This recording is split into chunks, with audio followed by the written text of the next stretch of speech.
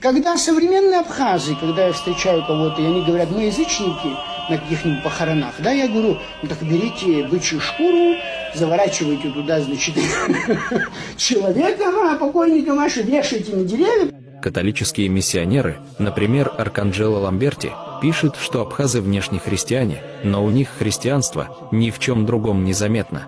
Например, покойников они хоронили по такому обычаю. Они выдалбливали ствол дерева, укладывали в него покойника и выставляли его на дереве. В этнографии это также называется воздушным захоронением, воздушным погребением. Миссионеры 17 века, и не только они, но и царевич Вахушти и царевич Иоанны, пишут, что абхазы вешали своих покойников на дереве, в воздухе.